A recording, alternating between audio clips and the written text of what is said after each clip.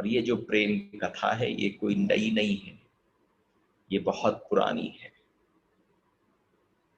इतनी पुरानी कथा है कि जिस समय पहली बात, देखो यहां पर जो भी विद्यमान है,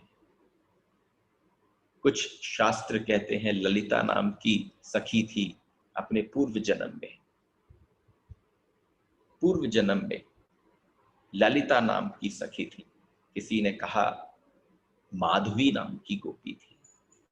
जब दोनों का विश्लेषण हुआ तो मुझे माधवी ज्यादा निकट लगी, और जब माधवी ज्यादा निकट लगी तो एक अवस्था की बात है कि जिस समय पर पूर्व जन्म पर मीरा माधवी नाम की गोपी होती थी, तो वो माधवी नाम की गोपी दूसरे गांव से ब्रज में उसका ब्याह हुआ।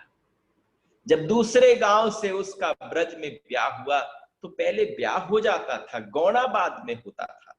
थोड़ी लड़की और कुछ वर्ष अपने पीहर में रहती थी, और जब वो पीहर में रहती तो उस पीहर में रहते रहते उसको तौर तरीके सिखाए जाते। जब गौणे का समय आया तो मीरा की उस मैया ने जो ब्रज के बाहर की थी, उसने उस समय मीरा जो माधवी नाम की गोपी थी उसके आंचल में गांठ बांध दी, और गांठ बांध कर कहा कि मैंने सुना है कि इस ब्रजमंडल में वहां के राजा जो नंद राय हैं, नंद राय को एक छोरा है, बाको नाम कन्हैया है।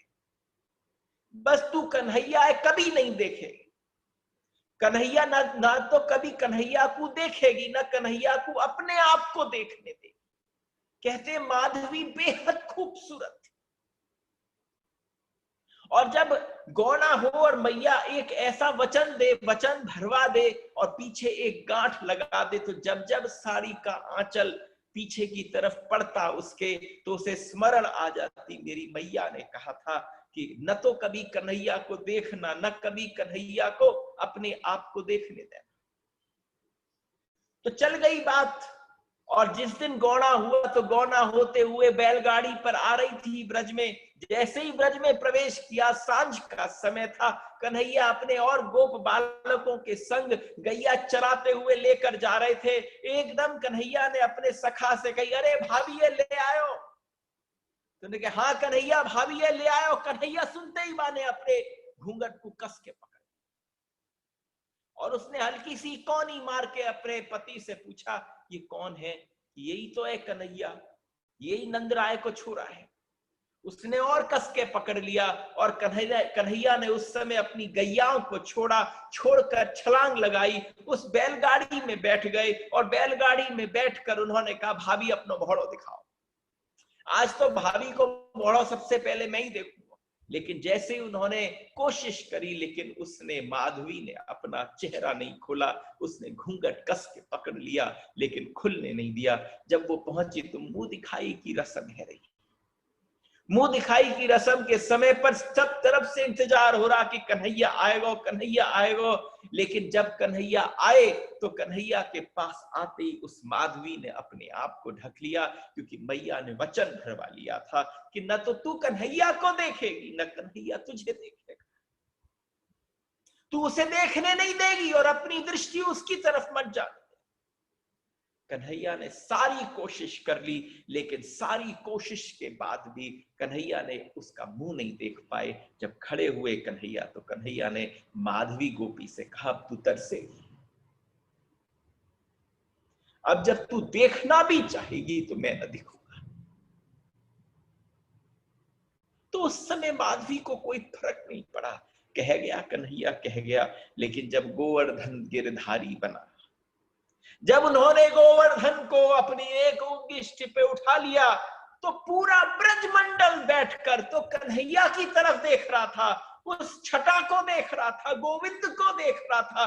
कोई इंद्रिय ऐसी नहीं थी जो कृष्ण को न निहार रही हो। कोई गैया, कोई मोर, कोई पक्षी, कोई वानर, कोई ऐसा न था जो कन्हैया को न देख रहा हो। पूरे ब्रजमंडल में केवल एक माधवी थी जिसने पीठ कर रखी थी, क्योंकि उसने अपनी मैया को वचन दे दिया था कि मैं नहीं देखूंगी कृष्ण को, मैं वचन देती हूँ। सबने कही, अरे बावरी, अरे पगली, ये छटा न देख पाएगी तू, अरे देख, एक उंगलिया के ऊपर उसने धारण कर दिया गिरिराज, गिरधर बन गया गोपाल। तो उसको लगा कि मैया को क्या पता चलेगा, सब इतना कह रहे हैं, एक बार मुड़ के देखूं। और जैसे ही उसने मुड़कर देखा तो जो आंचल था वो आंचल गिर पड़ा। उस आंचल के गिरने के पश्चात जो कंधे पर आया तो कंधे से सरक गया और धिक्कारने लगी अपनी मां को कि तुमने मुझे किसको देखने से मना कर दिया, तुमने किसके दर्शन करने को मना कर दिया।